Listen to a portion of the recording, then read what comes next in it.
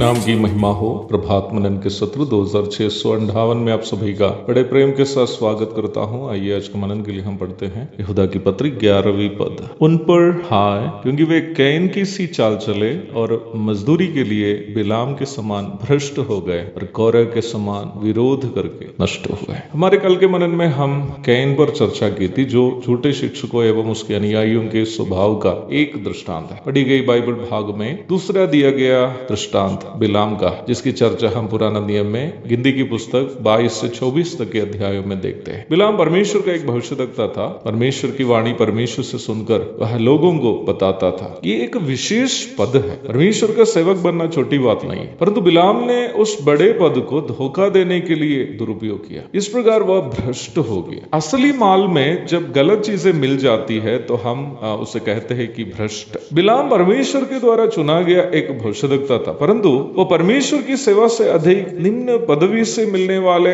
आर्थिक लाभ को प्रिय जाना या उस पदवी का दुरुपयोग करने से मिलने वाला आर्थिक लाभ को प्रिय जाना, तो वचन कहता है कि वह भ्रष्ट हो गया। वह एक भ्रष्ट भविष्यद्वक्ता बन गया। जब बालाक राजा ने वचन विरोधी कार्य करने के लिए उसको धन संपत्ति का प्रलोभन दिया कि वह इस्राएल को श्राप दे, वह ये बात भूल गया कि वह स्वयं परमेश्वर का दास है और इस्राएल परमेश्वर के द्वारा चुना गया वंश है। कितनी दयनीय बात। यहाँ तक उसका सवारी बुद्धिहीन गधा भी उसको चेताया कि वो परमेश्वर की इच्छा के विरोध में ना जाए, परंतु धन का लोभ बिलाम नामक परमेश्वर के भविष्यद्वक्ता को एक गधे से भी बड़ा मूर्ख बना दिया कि वो परमेश्वर के ही लोगों को श्राप देने और बदनाम करने के लिए निकल पड़ा। यदि 11वीं पद को जो हम प्रारंभ में पढ़े हैं आप मलयालम बाइबल में पढ़ेंगे तो वहां बिलाम के कार्य के लिए उपयोग किया गया शब्द वंचना है, जिसका अर्थ चीटिंग अथवा धोखा देना है। बिलाम वास्तव में धन संपत्ति के लोभ में किसको धोखा दे रहा था? हमें लगेगा कि वह इस्राएल को धोखा दे रहा, नहीं, वह इस्राएल को नहीं, अपने परमेश्वर को ही धोखा दे रहा था,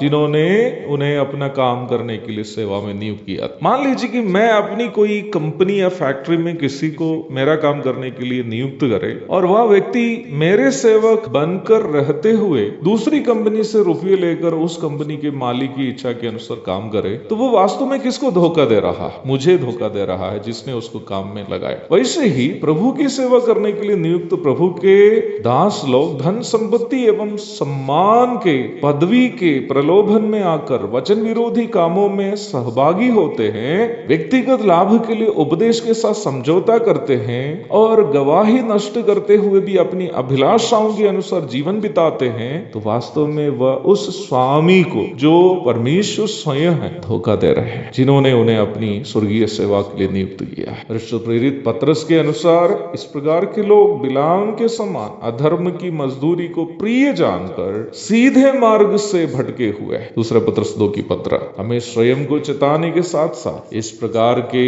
झूठे लोगों से बच के भी रहना। धन संपत्ति को प्रेम करने वाला कोई भी व्यक्ति कभी भी प्रभु की सेवा विश्वास योग्यता से कर नहीं पाएगा। ये मेरी बात नहीं है, मेरा कही गई बात नहीं, प्रभु ने स्वयं कहा है। लूका 16 की 13। सावधान रहना जरूरी है। एक और शुभ दिन की धन्य कामनाओं के साथ आज का मनन मैं समाप्त करता हूँ। प्रभु आप सबको आशीष दे। आमीन।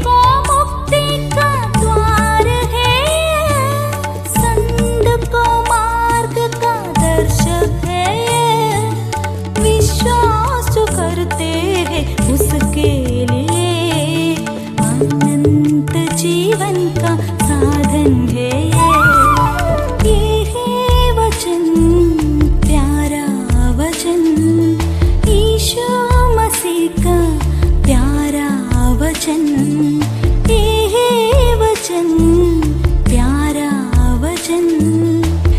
ईशो